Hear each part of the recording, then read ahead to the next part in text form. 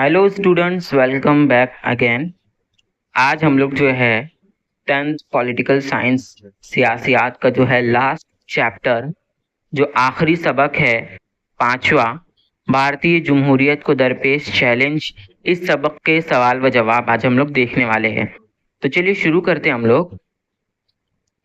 पहला सवाल है अलिफ, झेल में से मुनासिब मुतबादिल चुनकर बयान को मुकम्मिल कीजिए। पहला सवाल है, जमहूरियत में डैश डैश इलेक्शन में हिस्सा लेकर इक़्तिदार में दाखिल होती है। तो इसका पहले का जवाब है सियासी पार्टियां, और दूसरे के जवाब है जमहूरियत की जड़ों को और गहराई में ले जाना। दुनिया के तमाम जमहूरी मुल्कों को दरपेश सबसे बड़ा चैलेंज यानी जमहूरियत की जड़ों को और गहराई में ले जाना।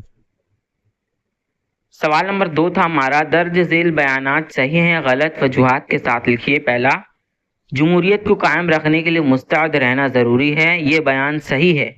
अब इसकी वजूहात नीचे दी हुई है, आप लोग लिख सकते हैं इसी तरीके से। दूसरा है, बाएं बाजू की शिद्दत पसंद तहरीक में आज किसानों और आदिवासियों के मसाइल की अहमियत बढ़ गई है। जवाब, ये बयान गलत है। इसका भी वजह नीचे दिया गया है।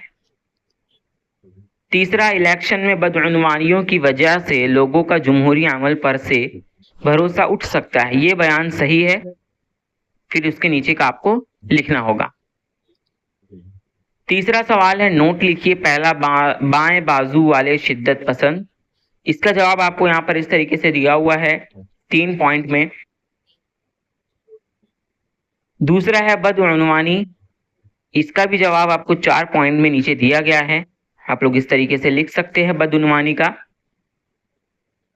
चौथा सवाल, दर्ज झेल सवालों की मुख्तसर जवाब लिखिए। पहला, भारत में जमहूरियत की कामयाबी के लिए कौन से उमूर जरूरी है, यानी भारत में जमहूरियत की कामयाबी के लिए कौन कौन से काम करना जरूरी है, वो यहाँ सब पे आपको बताया गया है। इस तरीके से आपको इसका जवाब लिखना होगा।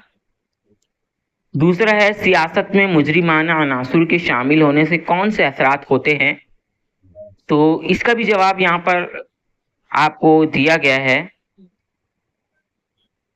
तीसरा है, सियासी अमल को शफाफ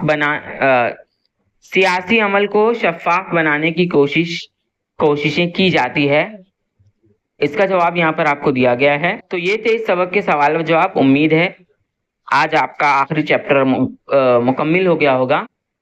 तो मिलते हैं हम लोग नेक्स्ट वीडियो में एक नया चैप्टर लेकर, एक नया सब्जेक्ट लेकर।